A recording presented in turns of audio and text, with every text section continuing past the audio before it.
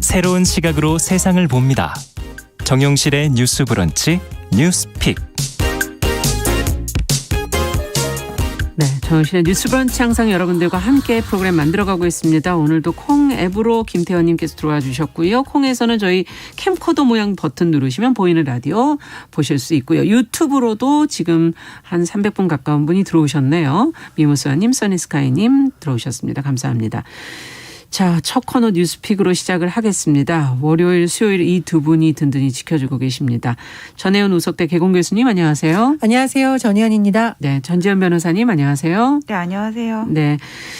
오늘 오랜만에 좀 저희 정치 얘기로 좀 시작을 해보죠. 거대 양당이 아닌 제3시대 얘기를 좀 해볼까 하는데요. 소수 정당 얘기를 좀 해보죠. 제3지대 대권주자들의 행보가 빨라지고 있다. 좀 주목하는 그런 보도들이 나오고 있는데 지금 어떤 분위기인지 왜 그런 것인지 전혜영 교수께서 좀 정리해 주시겠어요? 예, 내년 대선이 3월 9일이죠. 그런데 지금 후보가 확정된 큰 정당들부터 짚어보면 네. 민주당의 경우에는 이재명 후보가 경선을 통해서 확정이 됐고요. 네. 국민의힘의 경우에는 지금 4명의 주자가 경쟁을 하고 있는데 오는 11월 5일. 다 됐네요. 그죠? 네, 다음 주 금요일입니다. 그때 이제 최종 후보가 결정이 되고요. 네. 정의당의 경우에도 심상정 대선 후보가 지금 확정이 된 상태입니다. 예. 그렇다면은 민주당 후보, 국민의힘 후보, 정의당 후보 3자 구도냐? 그렇지 않을 것이라는 지금 움직임이 일고 있는 거죠. 일단 당을 꾸린 상태에 있는 정당부터 살펴보면 국민의당의 안철수 대표의 대선 출마가 임박했다는 관측이 제기되고 있습니다. 당에서 대선기획단을 꾸렸다고 하고요. 공천관리위원회도 출범시켰다고 하는데 이르면 31일 출마 선언이 나올 수도 있다라는 관측이 나온 바가 있습니다. 예.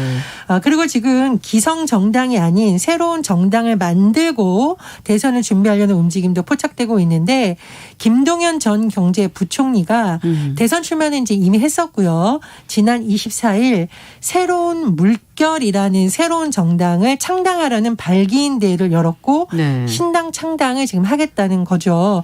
그래서 지금 새로운 물결이 추구하자 하는 바 그리고 김동연 전 부총리가 주장하는 내용을 들어보면 양당 구조로는 대한민국이 가진 구조적 문제를 해결하지 못한다. 즉 현재로서는 양당과는 다른 입장에 서겠다라는 입장을 밝힌 거고요. 그리고 지금 우리 사회 문제의 근본 원인은 승자 독식 구조라고 진단을 하면서 네. 기득권을 타파하고 구조적 문제를 해결하는 대안을 제시하겠다 이렇게 강조하고 있습니다. 그리고 이제 구체적인 비전을 보면은요, 청년들에게 도전할 기회를 제공하는 청년 투자국가, 네. 규제 개혁을 통한 일거리 정부, 그리고 부동산, 교육 지역 격차 해소 등의 비전을 강조하고 있는데요. 다만 여러 가지 전망이 나오고 있습니다. 지금 각종 흐름을 봤을 때 민주당과 국민의힘이 아마 굉장히 치열한 경쟁을 벌일 것이라는 전망이 나오고 그렇죠. 있잖아요. 예. 그러니까 만약에 3자 구도, 4자 구도, 5자 구도가 됐을 때 이 후보들이 다른 소수 정당의 후보들이 얼만큼의 득표율을 그렇죠. 가져가느냐에 따라서 또 누구와 이합 집산을 하느냐에 따라서 승패가 나뉠 수도 있다는 전망이 나올 수 있고요. 또 반대에서는 시간이 얼마 남지 않는데 제3지대 후보들이 과연 얼마나 힘을 발휘할 수 있겠느냐라는 또 비판적인 시각도 있는 상황입니다. 네, 지금 얼만큼 영향력을 가질 수 있느냐에 대해서 이제 상반된 분석이 나오고 있다라고 얘기해 주셨는데 지금 여기 계신 두 분은 어떻게 생각하시는지 지금 말씀해 주신 김동연 전 부총리 또 안철수 국민의당 대표 어떤 행보로 또 앞으로 보일지 대선판에서 또 어떤 정도의 어떤 방식으로의 변수가 될 것으로 예상하시는지 두 분 말씀을 좀 듣고 싶습니다. 전지현 변호사께서는 어떻게 보세요? 그 제3지대가 어떤 변수가 되냐는 지금 그 거대 양당 진영의 후보들이 어떻게 하느냐에 달려 있는데 네. 어제 주말까지 해가지고는 여러분들이 지금까지 어떤 대선 행보들을 보면은 그렇게 만족스럽지 않으실 것 같아요. 모든 분들이 누구를 막론하고. 예. 그래서 저는 이번 선거판에서 상당한 변수로 작용될 가능성이 있다 이렇게 봅니다. 지난 서울시장 선거 있었잖아요. 재보궐선거. 있었죠. 그때 승패를 결정하는 데 있어서 핵심추가 누구였다고 생각하세요? 저는 안철수 대표가 큰 역할을 했다고 보거든요. 그렇죠. 그 왜 그러냐면은 보수 진보 40, 40이고 중도가 20이라고 보통 그러잖아요. 예. 중도층 표심을 잡는 게 결국 어떤 선거의 그런 핵심인데 그 부분에 대해서 기여를 했기 때문이라고 봐요. 일단은 제3지대 관련해 가지고는 양 40에 있는 지지자들 중에서는 표를 갈라먹는다든지 아니면 중도라는 게 이것도 저것도 아니지 무슨 아젠다를 제시할 수 있는지 이렇게 볼멘 소리를 하는 경우들도 있는데 예. 지금까지 우리나라 정치, 지금의 정치 현실을 보면은 보수와 진보 양 극단으로 치우친 면이 상당히 있단 말이에요. 네. 그럴 때는 이거를 견제하는 균형추 역할이 반드시 필요하다고 보거든요. 과거 군사 정권 시절의 YS, DJ 같은 민주화 세력이 견제였다면은 예. 지금의 견제는 스윙보트 역할을 할 수 있는 균형이라고 봐요. 네. 다만 아쉽게도 우리나라 어떤 정치 문화가 지역적 기반이 있거나 조직이 정당 정치라는 게 원래 그렇잖아요. 조직이라는 게 탄탄하지 않으면은 성공을 할 수가 없다 보니까는 예전 2012년 대선도 그렇고 지난 재보궐도 그렇고 이게 단일화된 세력으로 해가지고는 성공을 한 적은 없지만 네. 지금 이번 대선 같이 의혹이 계속 나오고 뭔가 이렇게 실망스러운 일이 계속 일어난다면은 예. 그거는 뭐 또 모른다. 가능성은 뭐 높지는 않아 보이지만 생각이 들고요. 네. 얼마 전에 재보궐 선거 끝나고 안철수 대표의 국민의힘 입당 얘기가 나왔어요. 네. 그런데 그 보수당에서 이렇게 안철수 대표와 결합을 하는 거는 어떤 쪽수의 문제가 아니라 중도 이념 그 가치를 가지고 오는 거였는데 좀 이거를 부드럽게 진행을 하지 못했던 부분이 분명히 있다고 생각을 하는데 네. 이거는 국민의힘의 실책이 아니었나 그렇게 생각이 듭니다. 중요하다. 상당히 중요한 변수가 될 수 있다라는 지금 분석이시고요. 전혜영 교수께서는 어떻게 보세요? 저는 중요한 변수라고 보기에는 조금 더 지켜봐야 되거든요. 네. 왜냐하면 이제 큰 변수가 되려면 말 그대로 실질적인 지지율을 좌우할 수 있는 정도의 세력이라던가 지지를 얻고 있어야 되는데 네. 그 정도라고 보기에는 조금 미미한 수준이 아닌가 생각이 듭니다. 그리고 이제 변호사님께서 말씀해 주신 것 중에서 공감하는 부분은 사실 안철수 대표 같은 경우에는 어쨌든 서울시장 선거 마지막 과정에서 오세훈 후보를 적극적으로 도왔어요. 네. 뭐 같은 색깔의 목도리도 맞춰서 하고 그리고 성공을 해줬죠. 예, 같이 네. 했지만 사실 합당은 되지 못했습니다. 그 과정에서 양쪽의 책임론이 다 있다라고 서로 주장을 하는데 큰 정당이 작은 정당한테 좀 기득권도 양보하고 이래야 사실 합당이 되지. 그냥 우리 안에 들어가라고 해서는 합당은 잘 되지 않거든요. 그렇죠. 그런 부분에서 이제 국민의힘이 한 박자 타이밍을 놓쳤다 이렇게 보고요. 두 번째로 근데 저는 이제 제3지대에 대한 국민들의 갈망은 늘 있었다고 봐요. 네. 왜냐하면 기성 정치가 사실 국민들한테 되게 만족스럽지 못하다 보니 반사적으로 다른 세력을 보고 있고 지금도 그런 층은 물론 존재한다고 생각을 하는데 네. 문제는 과연 지금 김동연 전 부총리와 안철수 대표가 그걸 흡수할 수 있느냐는 좀 다른 문제겠죠. 예를 들면 이제 안철수 대표 같은 경우에는 2017년 당시 국민의당 후보로 출마했을 때는 21.41%나 득표를 했거든요. 네. 근데 최근에 여론조사의 모든 수치를 봐도 이 정도까지 나온 수치는 사실 찾아보기 힘듭니다. 그렇기 때문에 지금 국민들이 안철수 대표를 통해서 뭔가 확 바꿀 수 있다는 기대가 예전보다는 많이 줄었다. 이렇게 좀 저는 해석을 하고요. 김동연 부총리 같은 경우에는 제가 취재를 한 바로는 민주당 쪽에서도 뭐 물밑에서 좀 접촉을 하려는 시도도 있고 예. 국민의힘에서도 있는 것으로 아는데 대표들이 다 오지 않았습니까? 네네 다 창당 왔고 선언에. 네. 뭐 비교적 또 뭐 경제통이고 이런 이미지도 있으니까 긍정적인 작용은 있다고 보는데 다만 저는 이게 시간이 너무 촉박해서 과연 이분의 가치나 정책을 얼마나 국민들에게 호소할 수 있을지는 조금 의문입니다. 말씀드렸듯이 대선이 내년 3월 9일이잖아요. 네. 그리고 민주당과 국민의힘 후보가 결정되면 양강 후보가 드러나면서 상대적으로 관심이 그쪽으로 쏠리는 경향이 있거든요. 네. 그래서 거기에서 얼마나 차별을 하고 대중의 관심을 흡수해서 지지를 올리느냐는 큰 과제로 남아있다고 봅니다. 네. 전지현 변호사께서는 또 어떻게 보세요? 그 제가 예. 감명 깊게 읽은 책 중에서 아주 감명이라기보다 마음에 와닿게 읽은 책 중에서 조노선 화이트가 쓴 바른마음이라는 책이 있거든요. 예. 거기 보면은 시대가 원하는 바른 마음을 읽어내고 대안을 제시하는 쪽이 결국 정치에서는 승리를 하는 그런 내용이에요. 근데 네. 지금 우리 시대가 원하는 그런 바른 마음이 뭘까를 생각을 해보면 저는 상식과 신뢰가 아닌가 싶거든요. 네. 요즘에 지금 정치판을 보면은 정치가 개그다 그런 소리 잘하잖아요. 그냥 개그에서 황당해서 이제는 좀 화가 날라 그러거든요. 예. 그래서 저는 이 제3지대 물론 미미할 거라고 봐요. 그 자체의 어떤 그런 그 지지율은 지금까지 볼 때는 그냥 제 생각입니다. 근데 이번 대선은 박빙 될 거라고 저는 보거든요. 예. 이런 상황에서 그 5%가 가지고 있는 그것이 분명히 어떤 누군가의 승패를 좌우하는 그런 스윙보트의 역할은 충분히 할 수 있다고 생각을 하고 아직 국민의힘은 대선 후보가 결정이 되지 않았잖아요. 예. 그래서 이제 그 당원들, 그다음에 일반 여론을 가지고 이제 선거를 할 텐데 그때 나중에 이 안철수 후보와의 단일화 가능성도 후보를 선택하는 데 있어서 하나의 요인이 되지 않을까 그런 생각이 듭니다. 네. 그럼 바른 마음을 지금 이 제3지대가 잘 표현할 수 있을 것이다. 그렇게 보신다는 말씀이신가요? 아니 지금 기성 정당이 표현을 못하고 있잖아요. 있기 때문에 가능성은 있다라고 보시는 거군요. 전혜영 교수께서. 저는 그렇게 할 수 있으면 참 좋겠는데 예. 사실은 시간을 봐도 그렇고 지금 후보들이 준비 정도가 그걸 담아낼 수 있을까 조금 그런 우려가 제기가 되는데 지금 새로운 물결을 창당하려고 하는 김동연 전 경제부총리 측에서 내세운 것들 보면 네. 예를 들면은 4년 중임 분권형 대통령제 개헌 예. 또 양당 구조 고착화를 막기 위한 선거법 개정 예. 이런 거 사실은 국회에서 해야 되는 거거든요. 예. 근데 지금 어쨌든 내년 대선 끝날 때까지 다수당은 민주당이잖아요. 네. 그러니까 이런 현실적인 제약을 어떻게 타개할지가 같이 뒷받침되지 않으면 그냥 좋은 구호를 외치는 것으로 볼 수 있기 때문에 조금 더 섬세한 부분이 필요하다고 생각을 하고 또 하나는 제가 국민의힘에 굉장히 아쉬운 지점을 하나 짚다면 안철수 현상이란 말이 나온 이래로 누구누구 이름을 붙여 현상이 나온 말이 굉장히 최근에 별로 없다가 이준석 현상이란 말이 나왔었거든요. 네.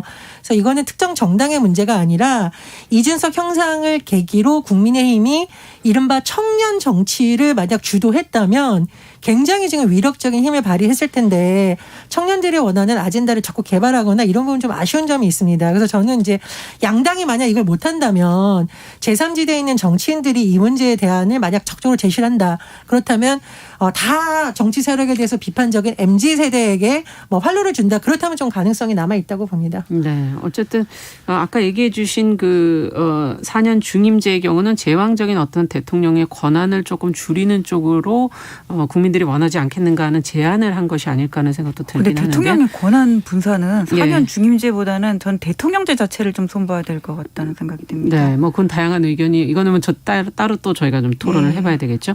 어쨌든 중요한 변수가 될 수도 있지만 두 분의 얘기를 종합하자면 시간적 한계가 있는 것 같다라는 얘기로 정리를 해볼 수 있겠습니다. 자, 앞으로도 저희가 이제 관련된 내용 대선의 분위기가 어떻게 가는지 거기에서 중요한 변수 또 이 중립지대의 표심을 어떻게 어느 쪽에 끌어갈 수 있을지를 저희 계속 한번 좀 지켜보도록 하고요. 두 번째 뉴스로 또 가보도록 하죠. 서울 장애인 차별철폐연대가 최근에 서울시 장애인 이동권 예산안 수립 또 집행을 촉구하는 시위를 벌였습니다.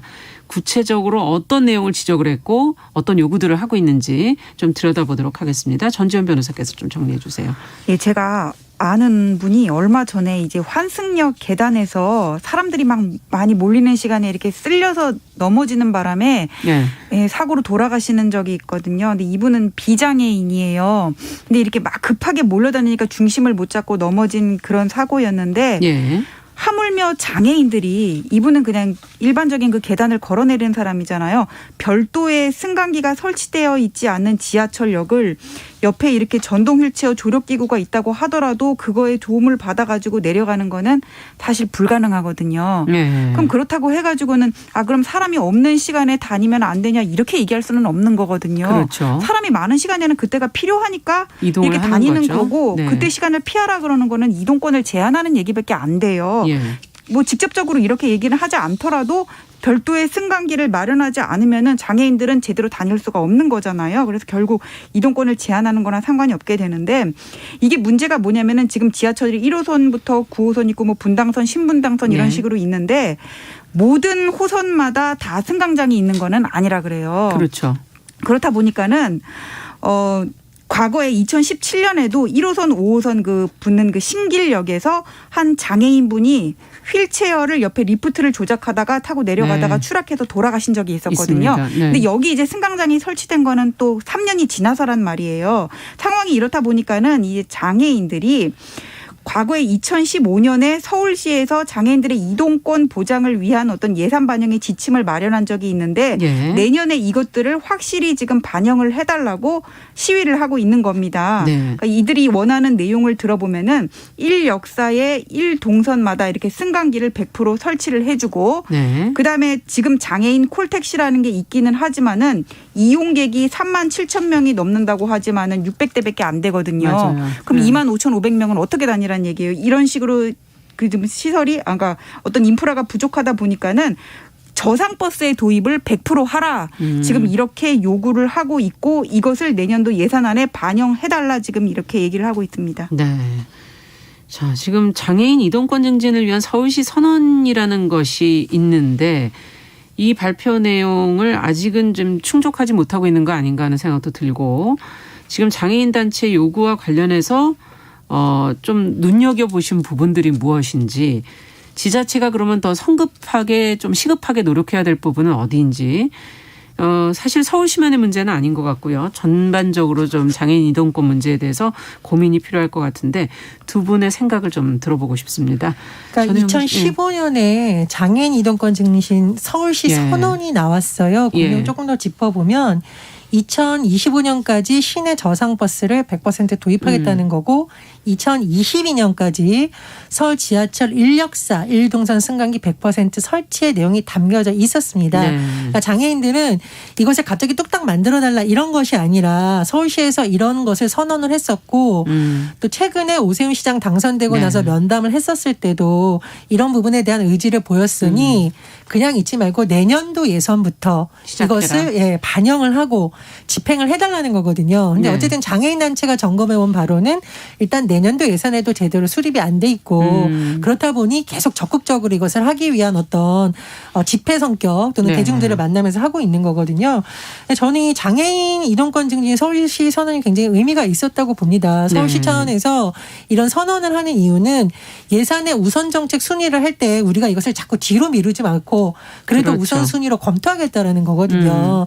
서울시에서 이런 부분 좀 다시 한번 눈여겨봤으면 좋겠고요.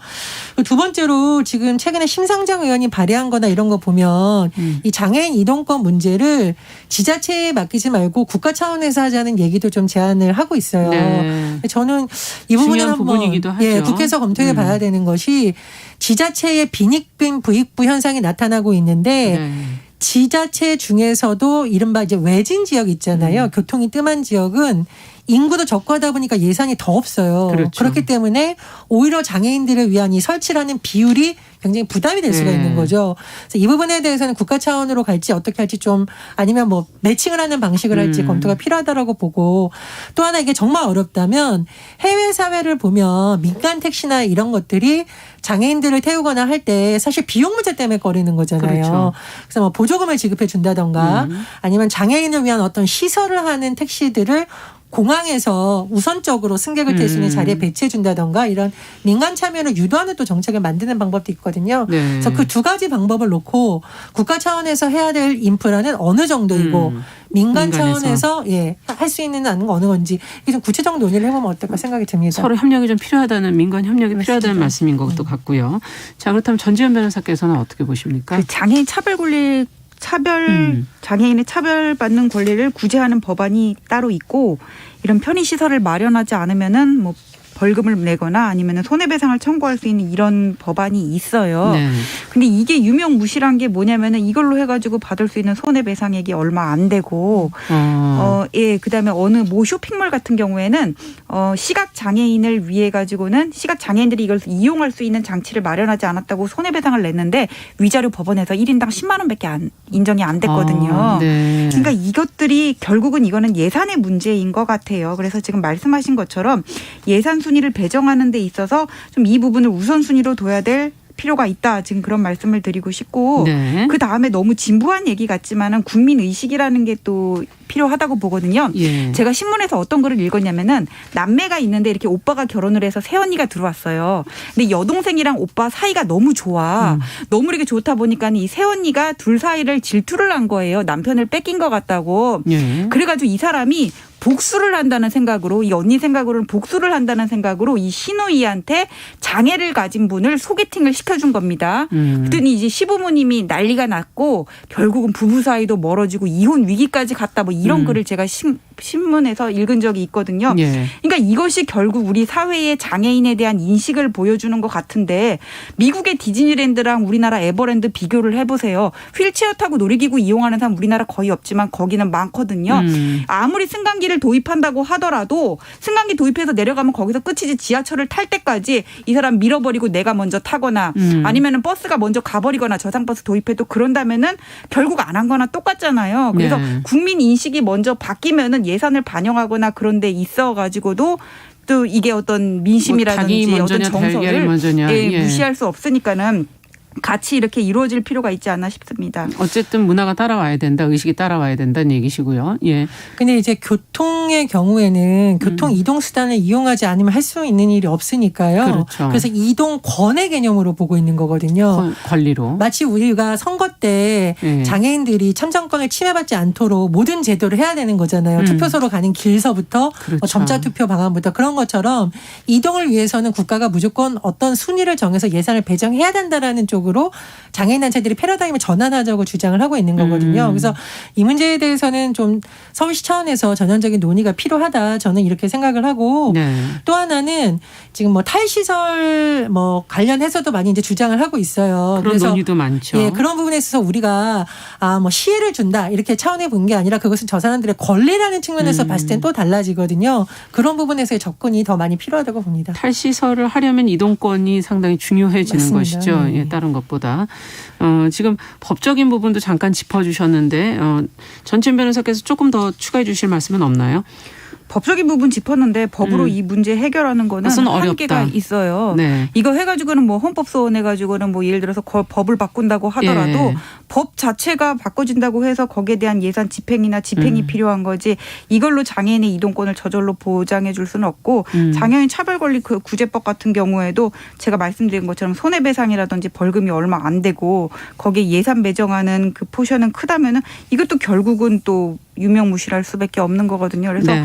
법은 이게 민간에서 해결이 안 되거나 또 분쟁이 생길 때 해결할 수 있는 가장 최소한의 조치고 중요한 거는 어떤 행정 마인드하고 국민 인식이 되겠죠. 네. 알겠습니다. 어떤 국민의 인식과 더불어서 예산을 어떻게 배정하느냐의 문제도 같이 좀 고민을 해봐야 될 것 같네요. 자, 오늘 뉴스픽 전지현 변호사 전혜영 교수 두 분과 함께 이야기 나눠봤습니다. 말씀 잘 들었습니다. 감사합니다. 감사합니다. 안녕히 계세요. 네, 정은실의 뉴스 브런치 1부 마치고 잠시 후에 저희 2부로 돌아오도록 하겠습니다. 11시 30분부터 일부 지역국에서는 해당 지역 방송을 보내드립니다.